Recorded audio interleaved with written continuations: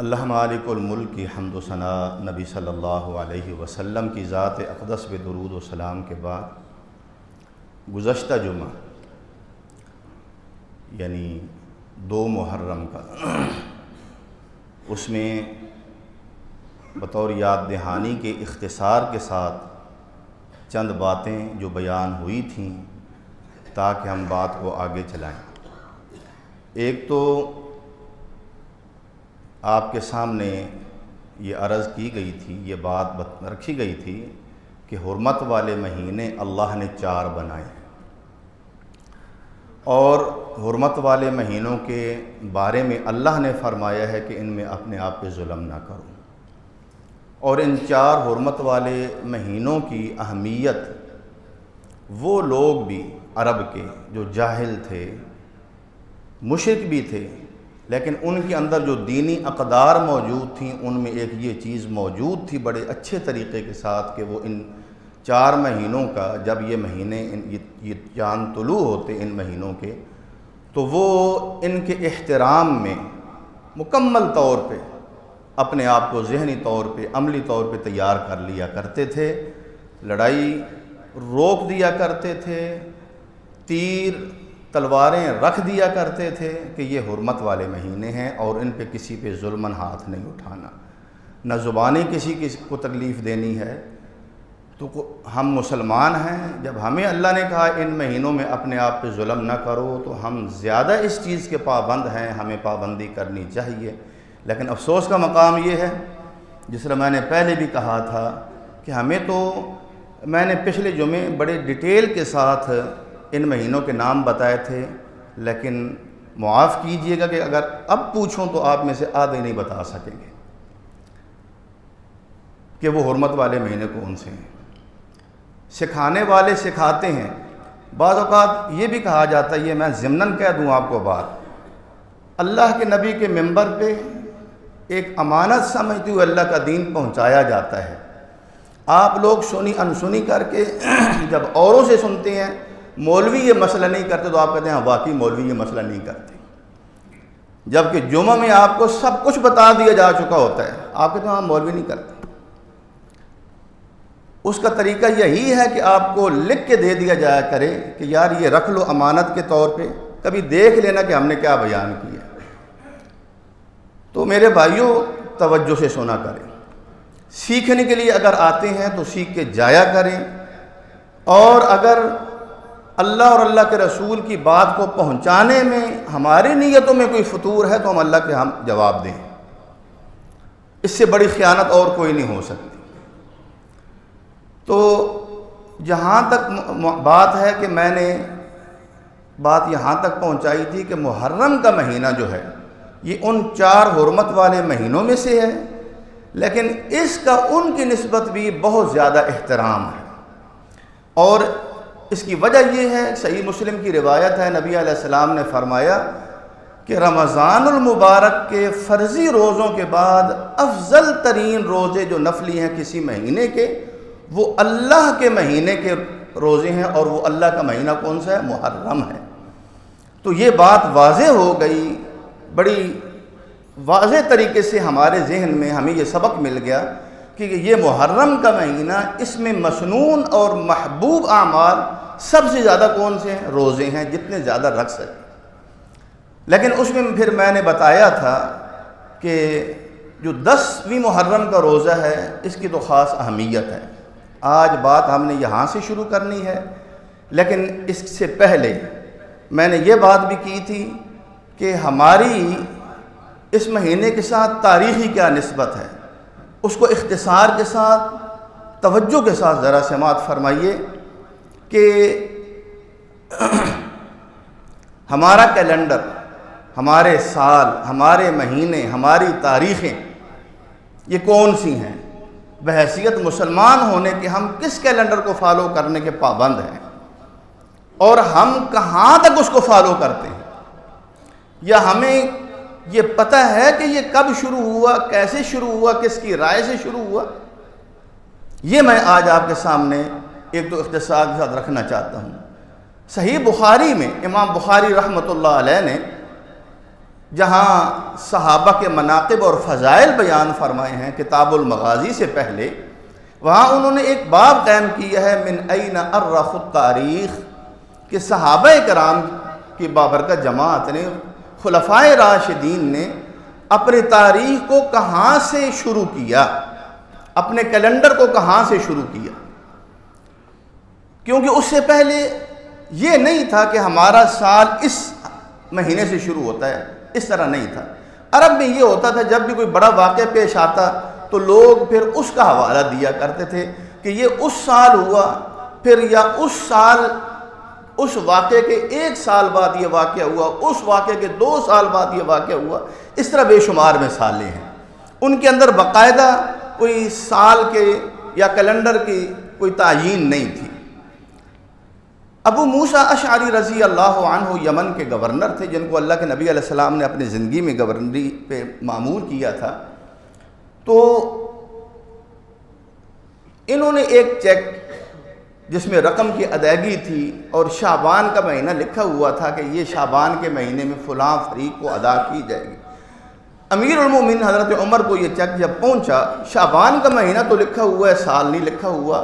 اب وہ کہنے لگے یہ کون سا شعبان ہے، گزر گیا ہے یا یہ جو آ رہا ہے یا اگلا ہے، کون سا ہے؟ یہ ایک چیز گویا ایک چیز نے کلک کیا کہ ہمارے اندر ایک چیز کی کمی ہے۔ اسی طرح ایک اور صحابی یمن سے آئے، کہنے لگے میں نے یمن میں ایک وہاں کا دستور دیکھا ہے کہ وہ لوگ، ان کے ہاں تاریخوں اور سالوں کا تعین ہے، ہمارے ہاں یہ نہیں ہے۔ مہینوں کا تو تعین تھا، تاریخوں کا تعین ہے، الحمدللہ۔ حج کیسے کرتے ہیں پتہ ہے، ذوالحج کے مہینے میں کرتے ہیں، 8 ذوالحج کو مینا میں جاتے ہیں، تعین تو ہے، رمضان میں ہم نے روزے رکھنے ہیں، لیکن سالوں کا اور اس طرح اپنے سارے معاملات کا۔ تو یہ ایک گویا ایسا مسئلہ مدینہ منورہ میں دارالحکومت میں امیر المؤمنین عمر بن خطاب رضی اللہ عنہ کے دور حکومت میں سن 17 ہجری میں یہ ایک ایسا واقعہ پیش آیا کہ فوراً امیر المؤمنین نے اپنی مجلس شورا، جو ان کے وہ لوگ تھے بڑے بڑے عظیم کبار صحابہ اور وہ قرآن و سنت کا گہرا علم رکھنے والے، وہ ان کی مجلس شورا تھی، اور انہی میں سر فہرست حضرت عثمان، حضرت علی کرم اللہ وجہہ اور عشرہ مبشرہ جتنے صحابہ اس وقت موجود تھے، وہ اور دیگر کبار صحابہ، ان کو بلایا اور فرمایا کہ ہمیں اپنے سال کا تعین کرنا چاہیے اور کس مہینے سے ہم اپنے سال کا آغاز کریں۔ تو اپنی رائے تھی، کسی نے مشورہ دیا ربیع الاول سے شروع کیا جائے، کسی نے کہا کہ جس سال نبی صلی اللہ علیہ وسلم کی ولادت باسعادت ہوئی اس سال سے ہم اپنے سالوں کا آغاز کرتے ہیں، اور کسی نے کہا کہ جس سال نبی صلی اللہ علیہ وسلم پہ وحی نازل ہوئی اور آپ کو اللہ نے آپ کے سر پہ نبوت کا تاج رکھا، اس سال کو ہم پہلا سال شمار کر کے آگے سالوں کا شمار شروع کر دیتے ہیں۔ اس طرح اپنی اپنی رائے دیتے رہے۔ 3 آراء، اب ذرا اس میں ذرا توجہ کیجئے گا کہ آپ کے سامنے کتنی بڑی حقیقت کھل رہی ہے۔ حضرت عمر بیٹھے ہوئے ہیں، حضرت عثمان بیٹھے ہوئے ہیں، حضرت علی بیٹھے ہوئے ہیں، اور دیگر کبار صحابہ بیٹھے ہوئے ہیں۔ حضرت عمر رضی اللہ عنہ فرماتے ہیں میری رائے یہ ہے کہ ہجرت مسلمانوں کی مکہ کو چھوڑ کر مدینہ کی طرف ہجرت، اللہ کے نبی کی ہجرت، یہ وہ عظیم واقعہ ہے جس نے حق اور باطل کے درمیان ہمیشہ کے لیے فرق کر دیا، اور مسلمانوں کو اللہ نے ایک آزاد مملکت دی، اور پھر اس کے بعد مسلمانوں نے دن بدن پیش قدمی کی، آگے کو بڑے، اسلام کو عروج نصیب ہوا۔ چنانچہ ہجرت والا سال وہ ہونا چاہیے۔ ایک رائے آئے گا، حضرت علی کرم اللہ وجہہ بھی یہی فرمانے لگے کہ ہجرت وہ واقعہ ہے جس میں اللہ نے مسلمانوں کو عزت نصیب فرمائی ہے، چنانچہ ہمارے سالوں کا آغاز اس سال سے ہو جس سال ہم نے ہجرت کی، ہم مکہ سے مدینہ آئے۔ اب یہ بات تو ہوگی پکی۔ اب مہینوں کے حساب سے اللہ مالک الملک نے حضرت عثمان غنی رضی اللہ عنہ کے ذہن میں یہ بات ڈالی. وہ فرمانے لگے اس میں کوئی شک نہیں کہ ہجرت ہی نے مسلمانوں اور کافروں کو الگ کیا، اور پھر مسلمانوں کو اللہ نے ایک الگ مملکت عطا فرمائی، اور پھر مسلمانوں کو اللہ مالک الملک نے دن بدن غلبہ اور فتوحات نصیب فرمائیں، اور کفار کے بارے میں اللہ کی یہ پیشن گوئی دن بدن پوری ہوتی چلی گئی. اولم یروا انا نأتی الارض ننقصها من اطرافها واللہ یحکم لا معقب لحکمہ وہو سریع الحساب. یہ لوگ دیکھ نہیں رہے، یہ ہوش کے ناخن نہیں لے رہے کہ ہم ان کی زمین کو کیسے ان کے کناروں سے تنگ کرتے چلے آ رہے ہیں. سائنسدان تو یہاں سے اور باتیں نکالنا شروع کر دیتے ہیں. یہ اللہ مالک الملک کی وارننگ تھی. ان کفار کو غور کرنا چاہیے کہ یہ جتنی مخالفت کرتے ہیں کر لیں، ہم نے اپنے دین کو پورا کر کے رہنا ہے، اس دین نے پھیل کے رہنا ہے. اور یہ اپنے علاقوں میں تو یہ بہت انہوں نے پہرے لگایا ہوا ہے، لیکن مکہ کے گرد و پیش سے لوگ کیسے مسلمان ہوتے چلے جا رہے ہیں اور یہ تنگ ہوتے چلے جا رہے ہیں، ان کو نظر نہیں آ رہا. یہ اب بھی ہوش کے ناخن لے لیں. تو اس سفر میں تیزی آ گئی. حضرت عثمان رضی اللہ عنہ کہنے لگے کہ پھر یوں کرتے ہیں کہ ذی الحج کا مہینہ وہ مہینہ ہے کہ ہجرت کے 12ویں اور 13ویں سال مسلسل انصار نے جب وہ حج کرنے آتے تھے، اللہ کے نبی علیہ السلام کو منا کی راتوں میں گھاٹیوں میں چھپ کے ملتے تھے اور آپ سے یہ عہد و پیمان کرتے تھے کہ آپ ہمارے پاس ہجرت کر کے آئیں، ہم آپ کی اور اپنے مہاجر بھائیوں کی اس طرح حفاظت کریں گے جس طرح ہم غیرت مند لوگ اپنے بیوی بچوں کی حفاظت کرتے ہیں. ہم اپنی جانیں، اپنا مال، اپنا سب کچھ لٹا دیں، اب ہمارے پاس آئے. چنانچہ 13ویں سال اللہ کے نبی علیہ السلام نے ان سے یہ عہد کر لیا کہ ٹھیک ہے، ہم انشاءاللہ ہجرت کا سلسلہ شروع کرنے والے ہیں، ہم آپ کی طرف ہجرت کر کے آ جائیں گے. یہ ذی الحج کے مہینے میں یہ معاہدہ طے ہوا، اور جو ہی یہ مہینہ گزرا محرم میں نبی صلی اللہ علیہ وسلم نے ہجرت کا ارادہ فرمایا اور صحابہ کرام کو ہجرت کرنے کا حکم دیا. تو لہٰذا بہتر یہ ہے کہ محرم کے مہینے کو سال کا پہلا مہینہ قرار دیا جائے، اور سال وہ پہلا ہو جس سال اللہ کے نبی ہجرت کر کے آئے. اس سال سے آج تک 1444 سال گزر چکے ہیں اللہ کے نبی کو ہجرت کیے ہوئے. یہ ہے آپ کی تاریخ، یہ ہے آپ کا کیلنڈر کہ مسلمان ہجرت کر کے، قربانیاں کر کے یہ دین اسلام پھیلا ہے. یہ آپ کو سبق دے رہا ہے کہ اسلام قربانیوں کا نام ہے. مسلمان جب اپنے سال کا آغاز کرتے ہیں اس کے اندر نئے جذبات ابھرتے ہیں، اس کے اندر اسلام کے ساتھ وابستگی ابھرتی ہے، اس کے اندر صحابہ کرام کی محبت جو ہے وہ موجزن ہوتی ہے. یہ کیسے صحابہ تھے انصار اور مہاجرین کہ ان جیسے صحابہ کسی نبی کو نصیب نہیں ہوئے.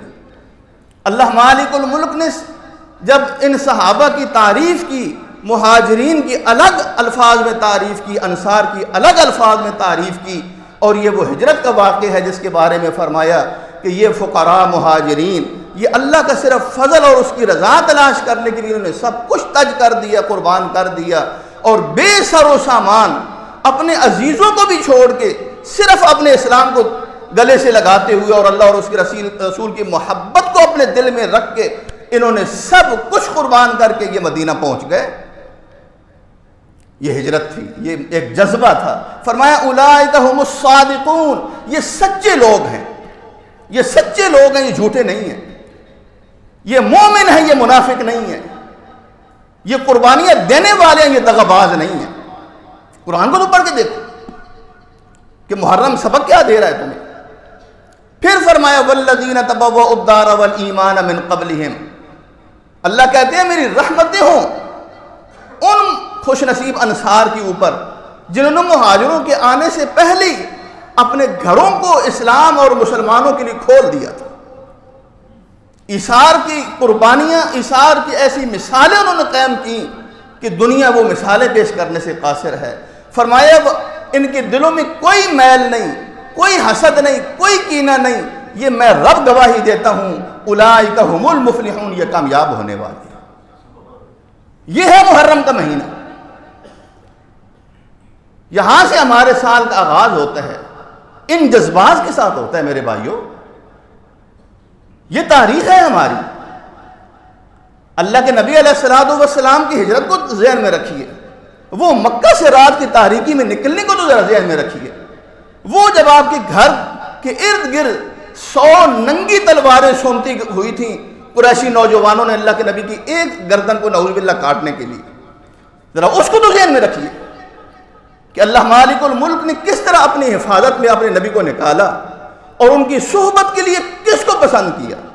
ابو بکر نے کہا میں ہجرت کرنا چاہتا ہوں، کہیں ہجرت میں تاخیر نہ ہو جائے، حکم جو آ گیا اللہ کا اور اس کے رسول کا۔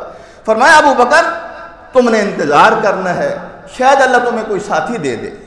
ابو بکر سے بڑھ کر نبی علیہ السلام کی اشاروں کو سمجھنے والا کون تھا؟ سمجھ گیا کہ مجھے اللہ کے نبی کے ساتھ ہجرت کا شرف نصیب ہوگا، اور یہ کوئی آسان سفر نہیں تھا، لیکن یہ سفر ابو بکر ہی، یہ صحبت ابو بکر ہی یہ ساتھ دے سکتے تھے۔ چنانچہ یہ واقعہ ہے، یہ ہجرت ہے۔ ہمارا سال محرم سے شروع ہوتا ہے اللہ کے فضل سے۔ اب آئیے اس 10ویں محرم کے اوپر کہ 10ویں محرم کی 10 تاریخ کو عاشورہ کہتے ہیں، عشر 10 کو کہتے ہیں، عاشورہ 10ویں دن کو کہتے ہیں۔ تو یہ لفظ یہ محرم کے 10 تاریخ کے لیے ہی خاص ہو گیا ہے، اور یہ لفظ مسلمانوں سے پہلے بھی مشہور تھا۔ عرب میں جب جاہلیت کا دور تھا اس وقت بھی اس دن کی بڑی تعظیم تھی۔ یوں معلوم ہوتا ہے کہ گویا اللہ نے پہلے شریعتوں میں بھی اس دن کے ایک عمل کو، پہلے شریعتوں کو بھی پابند کیا اس ایک عمل کا۔ عبداللہ بن عباس رضی اللہ عنہ فرماتے ہیں، صحیح بخاری کی روایت ہے، عاشورہ کے روزے کے حوالے سے ذکر کرتے ہیں کہ جاہلیت میں قریش کے لوگ اس دن کی بڑی تعظیم کرتے تھے، اس میں روزہ بھی رکھتے تھے، اور اللہ کے نبی بھی جب تک مکہ میں رہے آپ 10ویں محرم کا روزہ رکھتے تھے۔ بات کو توجہ سے سنیے کہ ہم عاشورہ کو کس سینس میں صرف لے رہے ہیں اور عاشورہ ہے کیا۔ کہ نبی صلی اللہ علیہ وسلم جب مکہ میں تھے، قریش کے لوگ اس کے باوجود کہ ان کے اندر ہزاروں قباحتیں شرک تھا، لیکن ایک عمل وہ تھا جو دین ابراہیمی والا تھا، اور وہ یہ تھا کہ 10ویں محرم کو وہ روزہ رکھتے تھے۔ اگر یہ روزہ کسی غیر کی نیت سے ہوتا اللہ اپنے نبی کو قطعاً یہ روزہ نہ رکھنے دیتا۔ عبداللہ بن عباس کہتے ہیں نبی علیہ السلام بھی 10ویں محرم کو روزہ مکہ میں رکھا کرتے تھے، مکہ میں، اور اس 10ویں محرم کو قریش کے لوگ بیت اللہ کو کا غلاف بھی تبدیل کیا کرتے تھے، نئے غلاف پہنایا کرتے تھے۔ کس دن؟ 10 محرم کو۔ 10ویں محرم کی تاریخ میں آپ کو بتا رہا ہوں۔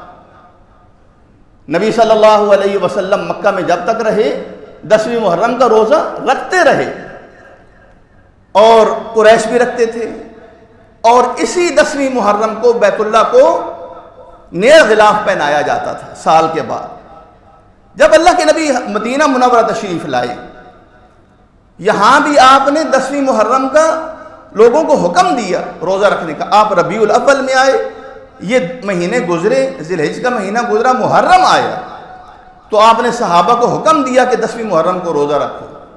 اس کے ساتھ یہ چیز بھی شامل ہو چکی تھی، یہ معلومات بھی شامل ہو چکی تھی کہ آپ نے یہودیوں کو بھی دیکھا کہ وہ 10ویں محرم کو روزہ رکھ رہے ہیں، یہودیوں کو بھی دیکھا کہ وہ 10ویں محرم کو روزہ رکھ رہے ہیں۔ آپ نے ان سے پوچھا کہ تم 10ویں محرم کو کیوں روزہ رکھتے ہو؟ وہ کہنے لگے ھذا یوم عظیم، یہ بہت بڑا دن ہے۔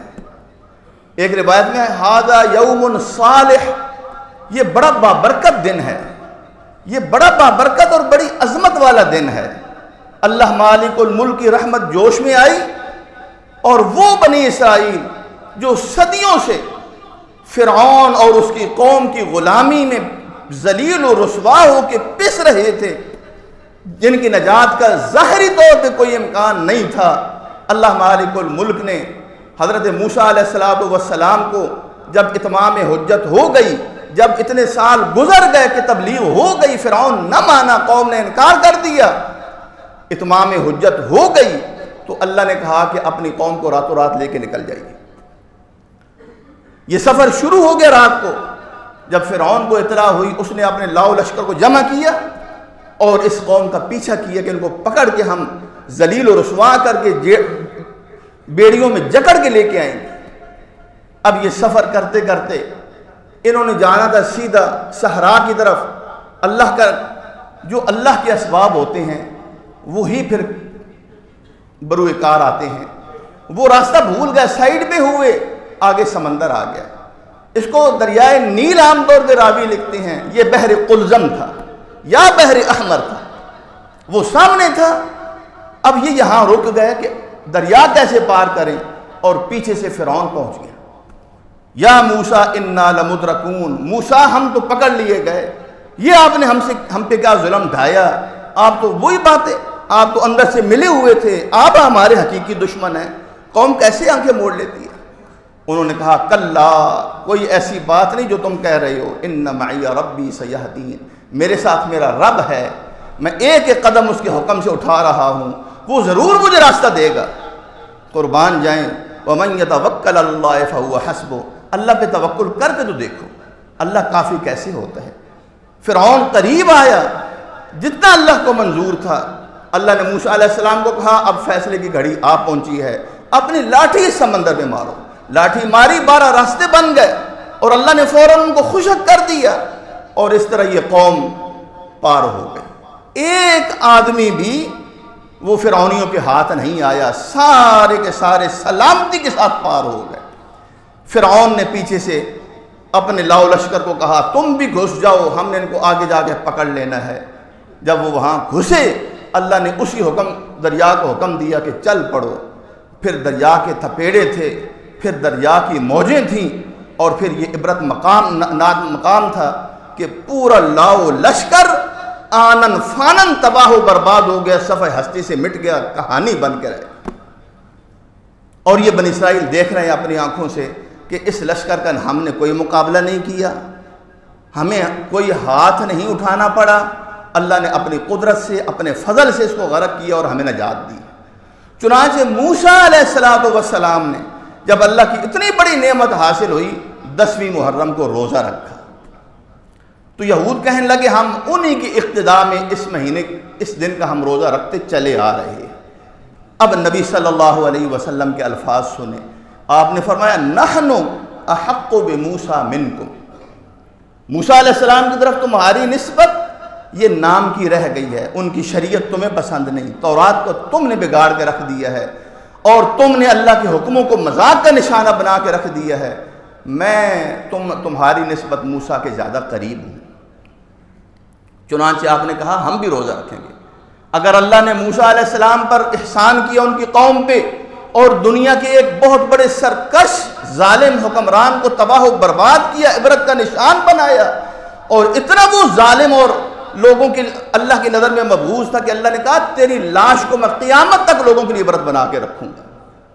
وہ انسان ہلاک ہوا جس نے ربکم الاعلی کا دعویٰ کیا تھا، مجھ سے بلند رب کوئی نہیں، اللہ نے اس کو غرق کیا۔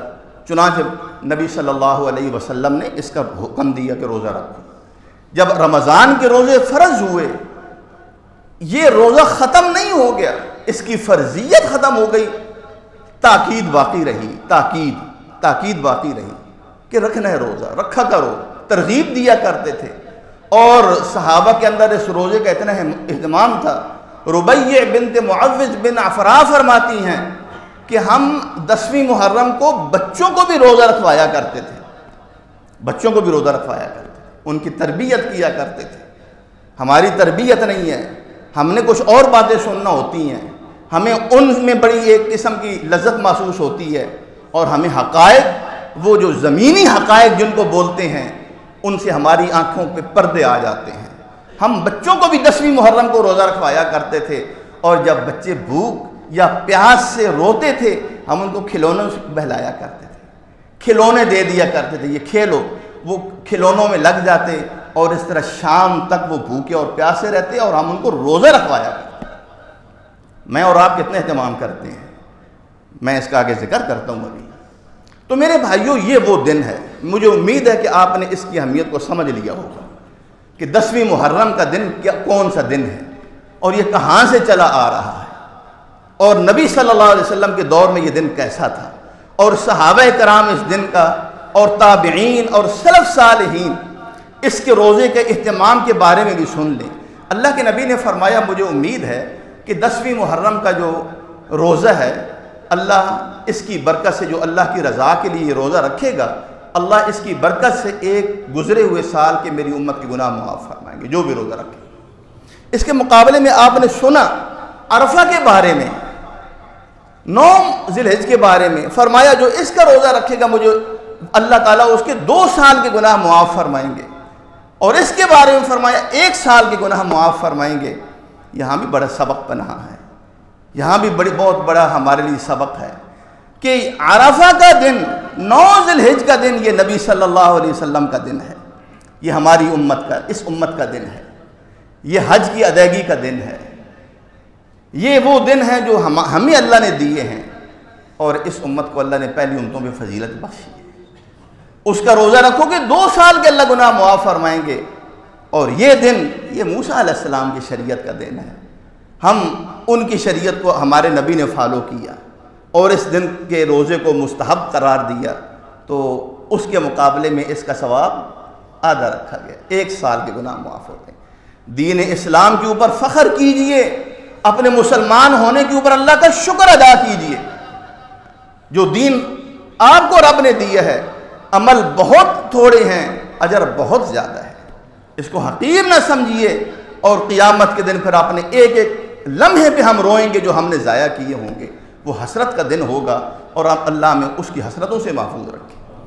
صحابہ کرام روزہ رکھتے تھے، ائمہ کرام روزہ رکھتے تھے، حتیٰ کہ ایک اہم نقطہ سن لیجئے، مستحب چیز ہے، لیکن صحابہ، تابعین، اتباع تابعین، ائمہ کرام اس روزے کو رکھنے کا اتنا اہتمام کرتے تھے کہ اگر وہ سفر میں بھی ہوتے تھے نا تو کہتے تھے کہ اس کا روزہ رکھنا ہے۔ وجہ کیا ہے؟ رمضان کے بارے میں اللہ نے فرمایا رمضان کے روزے رکھ رہے ہو، بیمار ہو جاؤ، خدا نخواستہ روزہ نہیں رکھ سکتے، یا سفر پہ ہو اور روزہ مشکل ہو جائے، چھوڑ دو، دوسرے دنوں میں قضا دے لینا۔ وہ کہا کرتے تھے 10ویں محرم کی قضا کون سی ہوگی؟ 10ویں محرم کا روزہ رہ گیا تو پھر کون سی قضا ہوگی کہ ہم کہیں 10ویں محرم کو روزہ رکھے لہذا میں قضا میں رکھ رہا ہوں، اس کی تو کوئی قضا نہیں، رہ گیا تو رہ گیا۔ تو لہذا وہ سفر میں بھی رکھنے کی کوشش کیا کرتے تھے۔ اس حد تک اس روزے کی عظمت ہے جس سے ہم غافل ہیں۔ یہ تو وہ احداث ہیں جو پہلے ہو گئے، میں نے قریش کے حوالے سے بتایا، اور اسی طرح اللہ آپ کا بھلا کرے یہودیوں کے بارے میں اور نبی صلی اللہ علیہ وسلم کی تعلیمات میں نے آپ کے سامنے رکھی ہیں۔ یہ وہ دن ہے کہ اس دن نبی صلی اللہ علیہ وسلم کی وفات کے بعد، آپ کی وفات کے ٹھیک 50 سال بعد، آپ سن 11 ہجری میں فوت ہوئے ربیع الاول کے مہینے میں، سن 61 ہجری میں 10ویں محرم کا یہ دن تھا کہ اس روئے زمین نے ایک بہت ہی المناک اور بہت ہی افسوسناک حادثہ دیکھا، اور وہ حادثہ کیا تھا، وہ ایک ظلم کیا تھا، اس کو جب زبان بیان کرنے کا ارادہ کرتے ہیں، اللہ کی قسم دل دھڑکنے لگ جاتے ہیں کہ وہ المناک حادثہ وہ ہمارے پوری امت کے لیے المناک ہے، اس میں کوئی شک نہیں۔ چند منٹ شاید زیادہ لگ جائیں، آج آپ کی بھی چھٹی ہے، روزہ آپ نے بھی رکھا ہوا ہے الحمدللہ کے فضل سے، ہم نے بھی کچھ کیا ہوا ہے ارادہ، تو اللہ ہم سب کو اپنے فضل سے کامیابیاں نصیب فرمائے۔ تو میرے بھائیوں، نبی صلی اللہ علیہ وسلم کے جو اہل بیت ہیں یا آپ کے صحابہ ہیں، ان میں ہم کوئی تفریق نہیں کرتے، یہ بات ہمارے ایمان کا حصہ ہے۔ صحابہ اور اہل بیت بھی صحابہ ہی ہیں، اہل بیت وہی ہے جو آپ پر ایمان لایا۔ اب آپ دیکھیں، نبی صلی اللہ علیہ وسلم کے چچا کئی تھے، آپ پر ایمان لانے والے 2 چچا تھے، حضرت حمزہ، حضرت عباس، باقی نکل گئے۔ تو آپ کے اہل بیت جو آپ پر ایمان لائے، آپ کی زندگی میں آپ کا دیدار نصیب ہوا، یقیناً اس نسبت سے کہ ان کا تعلق اللہ کے نبی کی ذات کے ساتھ ہے، رشتہ داری ہے، عام صحابہ سے بڑھ کر ہم ان کو احترام دیتے ہیں۔ اللہ کے نبی کی رشتہ داری ہو اور ایک مسلمان اس کا احساس نہ کرے، وہ اپنے ایمان کا جائزہ لے، کھلی بات ہے۔ ہماری نماز اس وقت تک پوری نہیں ہوتی جب تک ہم اہل بیت کے ساتھ تعلق کو تازہ نہیں کر لیتے۔ اللہم صلی علی محمد وعلی آل محمد کما صلیت علی ابراہیم وعلی آل ابراہیم انک حمید مجید، اللہم بارک علی محمد وعلی آل محمد کما بارکت علی ابراہیم وعلی آل ابراہیم انک حمید مجید۔ آپ ویسے پڑھ جائیں تو آپ کا معاملہ ہے، دل سے پڑھیں تو آپ کو ہر ایک ایک کلمے کے اوپر آپ کا ایمان تازہ ہوتا چلا جائے کہ آل محمد کیا ہے، ہمارا ایمان ہے، یہ ان سے محبت نہیں، ان کی قدر و وقت نہیں، ایمان ہی نہیں، نفاق ہے، جھوٹ ہے۔ نبی صلی اللہ علیہ وسلم کے دو نواسے جو حضرت فاطمہ کے جگر گوشے تھے، حضرت علی المرتضیٰ کی آنکھوں کی ٹھنڈک تھے، نبی صلی اللہ علیہ وسلم کے ہاں ان کا جو مقام ہے واللہ وہ کسی اور کو نصیب نہیں۔ اتنا مقام، فرمایا دنیا کے اندر بڑے بڑے پھول تم نے سونگے ہوں گے لیکن مجھے جو خوشبو حسن اور حسین سے آتی ہے دنیا کے کسی پھول سے نہیں آتی، دنیا میں یہ میرے پھول ہیں۔ تو نبی صلی اللہ علیہ وسلم یہ بھی فرمایا کرتے تھے اپنے کندھوں پہ اٹھا کے، اے اللہ مجھے حسن اور حسین بڑے محبوب ہیں، بڑے پیارے ہیں، تو بھی ان کو اپنا محبوب بنا لے اور جو ان سے محبت کرے تو اس کو بھی اپنا محبوب بنا لے۔ حضرت حسن و حسین، حضرت حسین رضی اللہ تعالی عنہ کربلا کی جگہ پہ کوفیوں کے ہاتھوں، وہ کوفی جنہوں نے ان کو ہزاروں خطوط لکھے بلایا تھا کہ ہم آپ کو خلیفہ ماننے کے لیے تیار ہیں، بس آپ کے آنے کی دیر ہے، یہ شیعان علی کہلاتے تھے، انہوں نے خط لکھے، انہوں نے آپ کو اعتماد دلایا، انہوں نے کہا کہ آپ آئیں گے تو ہم آپ کو اپنا خلیفہ بنائیں گے اور ہم آپ کے علم کے نیچے جہاد کریں گے اور یزید کے خلاف خروج کریں گے۔ یہ سب کچھ جب حضرت حسن حسین کو انہوں نے اعتماد میں لیا، مسلم بن عقیل کو آپ نے روانہ بھی کیا اپنے چچا زاد بھائی کو، عقیل بن ابی طالب جو حضرت علی کے بھائی تھے، عقیل ان کے بیٹے مسلم، ان کو آپ نے روانہ کیا، ان کی موجودگی میں بھی انہوں نے بڑے جذبات کا اظہار کیا، حضرت حسین کو لکھا کہ ہاں واقعی حالات سازگار ہیں تو آپ آ جائیں۔ اس وقت آپ مکہ میں مقیم تھے، عبداللہ بن زبیر بھی وہیں تھے، عبداللہ بن عباس بھی مکہ میں تھے، عبداللہ بن عمر بھی مکہ میں تھے، کبار صحابہ بھی مکہ میں موجود تھے۔ جب حضرت حسین جانے لگے، اللہ کی قسم ان صحابہ نے کہا کہ کوفیوں کا آپ کو پتہ نہیں ہے آپ کے والد گرامی کے ساتھ کیا سلوک کیا ان ظالموں نے، آپ کے بھائی حسن کے ساتھ کیا سلوک کیا، کوفی لا یوفی، یہ آپ کو دغا دیں گے، ان کے کہنے میں نہ آئیں، آپ یہاں مکہ میں رہیں، انشاءاللہ مکہ میں ہی آپ کے لیے حالات اللہ سازگار کر دیں۔ وہ کہنے لگے نہیں، مجھے بلاوا آیا ہے، وہاں کے حالات ٹھیک ہیں، اور وہ تقریباً اتنے ہزار، 30,000، بعض روایت میں 60,000 کا لشکر وہ میرا منتظر ہے، تو لہٰذا میں جا رہا۔ حضرت عبداللہ بن عباس نے کہا، آپ کے چچا لگتے تھے رشتے میں، عمر میں برابر ہی تھے تقریباً، کہنے لگے حسین آپ کا مقام و مرتبہ بہت اونچا ہے، لیکن اللہ کی قسم میرا بس چلتا میں آپ کو گردن سے پکڑ کے ایسے روک لیتا، آپ نہ جائیں، آپ نہ جائیں۔ یہ تھے حالات۔ بہرحال آپ گئے، کوفیوں نے وہی کام کیا، عبید اللہ بن زیاد کی فوج کے ساتھ مل گئے، اور پھر جب حضرت حسین کا لشکر وہاں پہنچا تو ان لوگوں کو انہوں نے گھیر لیا، اور یہ شرط رکھی عبید اللہ بن زیاد نے جو بصرہ اور کوفہ کا گورنر تھا اس ظالم نے کہ یزید کے پاس نہیں جانے دوں گا، آپ میرے ہاتھ پہ بیعت کریں یزید کے لیے۔ انہوں نے کہا کہ یہ میرا ضمیر گوارہ نہیں کرتا۔ اب دو ہی صورتیں تھیں، یا قید ہو جائیں، حسین قید ہو جائیں، یہ کیسا ان کے ضمیر گوارہ کرتا۔ انہوں نے بہادری کے ساتھ، شجاعت کے ساتھ اپنی جان اللہ کے سپرد کرنے کو ہی بہتر سمجھا، لہٰذا اس طرح جنگ چھڑی، اور ان کوفی ظالموں نے صرف نواسہ رسول ایک ہستی کو نہیں، آپ کے ساتھ جتنے آپ کے اہل بیت کے افراد تھے، حتیٰ کہ چھوٹے بچے بھی، نبی علیہ السلام کے نواسے کے بیٹے بھی، ان کی اولاد بھی، تقریباً 20 کی تعداد میں، یہ سارے کے سارے نفوس قدسیہ 10 محرم کو شہید ہوئے، اور یہ المناک واقعہ ہے۔ جنہوں نے بھی ان کو شہید کیا، جنہوں نے بھی ان کی شہادت میں مدد دی، جو بھی ان کی شہادت پہ خوش ہیں، اللہ کی ان پہ لعنت ہو۔